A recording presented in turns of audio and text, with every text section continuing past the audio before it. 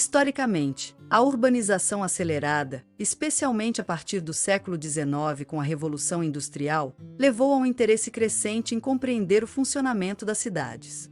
Pesquisadores e urbanistas passaram a enxergar as cidades não apenas como aglomerados de edifícios, mas como sistemas dinâmicos que refletem interações sociais, econômicas e ambientais.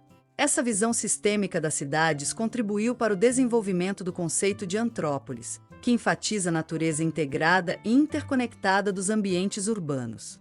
A antropologia nos ajuda a entender como as cidades devem ser planejadas para respeitar a diversidade cultural, as interações sociais e os valores de cada comunidade.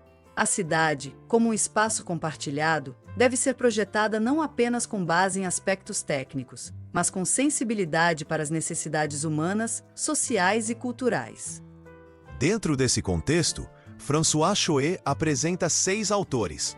Patrick Bedes nasceu na Escócia e se formou em biologia, depois se dedicou à história, à sociologia e ao estudo de cidades. Ele se dedicava principalmente à ideia darwiniana de evolução e à imagem de organismo vivo. Guedes afirma a importância de reintegrar o homem à cidade, sendo visto como um pensador que rompe com abordagens técnicas ou centralizadas no Estado.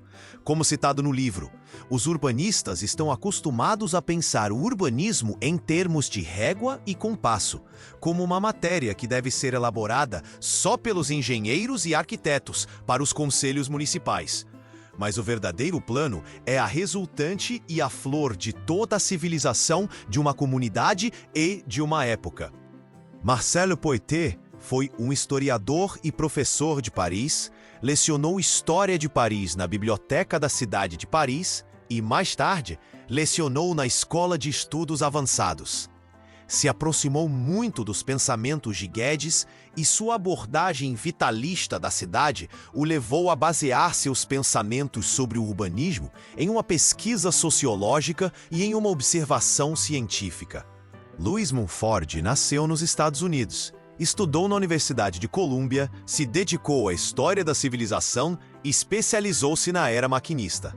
Foi o discípulo mais ilustre de Patrick Guedes, escreveu o livro A Cultura das Cidades e, além de professor e escritor, também foi, por anos, crítico de arquitetura e urbanismo na revista The New Yorker. Mumford ampliou e desenvolveu consideravelmente o pensamento de Guedes, detestando o que era chamado de megalópolis. Gavin Lynch, nascido em Massachusetts, nos Estados Unidos, estudou arquitetura, psicologia e antropologia.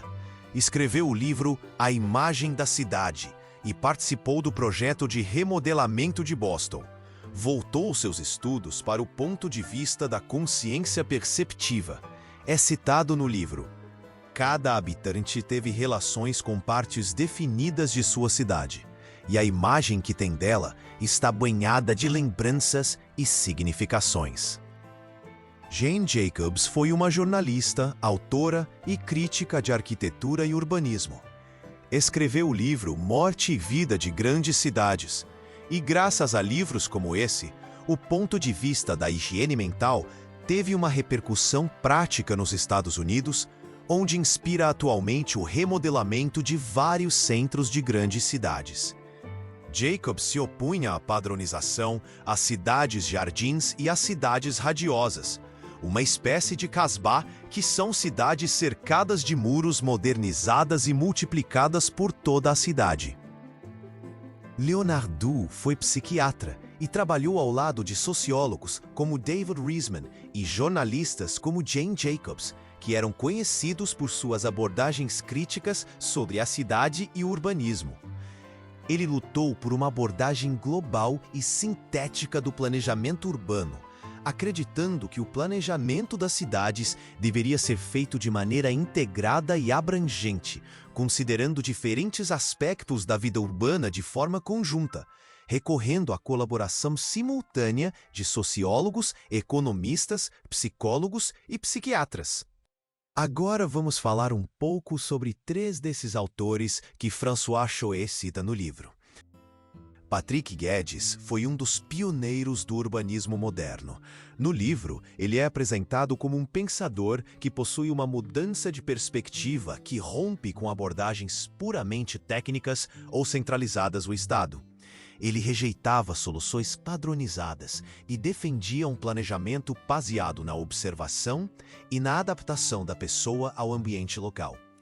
Ele considerava o urbanismo como parte de um processo mais amplo de evolução biológica e social. Guedes possuía um método de pesquisa direta, o Survey Before Plan em português, pesquisa antes do plano, que consistia em fazer um estudo aprofundado sobre a cidade, incluindo aspectos físicos, sociais e históricos. Ele entendia a cidade como um sistema interdependente entre espaço, economia e sociedade. Diferente da sua época, Guedes via a cidade como um organismo em evolução, a cidade como um organismo vivo. Ele propunha que a renovação urbana fosse feita de forma gradual e respeitando a identidade local. A transformação das cidades deveria passar por uma educação cidadã, fazendo que os moradores fossem agentes ativos no planejamento urbano.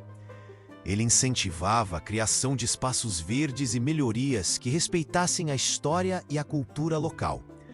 O pensamento de Patrick Guedes influenciou tanto o urbanismo moderno quanto a ecologia urbana, antecipando ideias que até hoje são comuns, como sustentabilidade e participação comunitária. Seguindo essa preocupação com a experiência humana na cidade, Kevin Lynch trouxe uma nova abordagem ao urbanismo, influenciado por suas formações em psicologia e antropologia.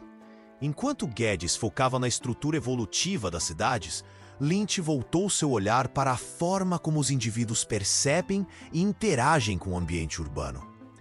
Ele desenvolveu o conceito de imagem mental da cidade, argumentando que a clareza dessa imagem impacta diretamente a sensação de segurança e o bem-estar das pessoas. Lynch defende a importância particular com respeito à escala humana, suas dimensões, tempo e a complexidade do meio ambiente para se ter uma bela cidade. As imagens da cidade podem ser classificadas por 5 tipos de elementos: os caminhos, depois ruas, calçadas, canais, os limites, rios, muros, loteamentos, os bairros, personalidade dos bairros, os nós, ramificações, cruzamentos, abrigos e os pontos de referência, edifício, sinal gráfico, acidente geográfico. Na mesma linha de defesa da escala humana no urbanismo, Jane Jacobs uma crítica contundente ao urbanismo modernista e aos planejamentos rígidos. Em sua obra Morte e Vida das Grandes Cidades, ela argumenta que a vitalidade das cidades depende de comunidades diversas, da densidade populacional e da mistura de usos urbanos: comércio, habitação, lazer e trabalho. Introduzindo o conceito de olhos da rua, Jacobs destacou a importância de ruas ativas e seguras, onde a presença constante de moradores e comerciantes favorece a interação social e a segurança pública. Na atualidade, Jean Gale defende a ideia de que o planejamento urbano deve servir como uma plataforma para promover a felicidade das pessoas. Ele foi o responsável pela transformação de Copenhague a partir da década de 1960, mudando a cidade de um ambiente voltado para os carros para um espaço mais confortável e acolhedor para os pedestres, o que fez com que Copenhague se tornasse uma referência mundial em planejamento urbano. Em seu renomado livro Cidades para Pessoas, lançado em 2010, Gale aborda questões essenciais como mobilidade, sustentabilidade e segurança. Em resumo, uma visão humanista do urbanismo é onde a cidade é projetada para atender às necessidades sociais, culturais e psicológicas das pessoas. O planejamento urbano deve ser inclusivo, respeitar as identidades locais e promover a convivência e a interação. Uma cidade verdadeiramente viva é aquela que coloca as pessoas no centro do seu desenvolvimento.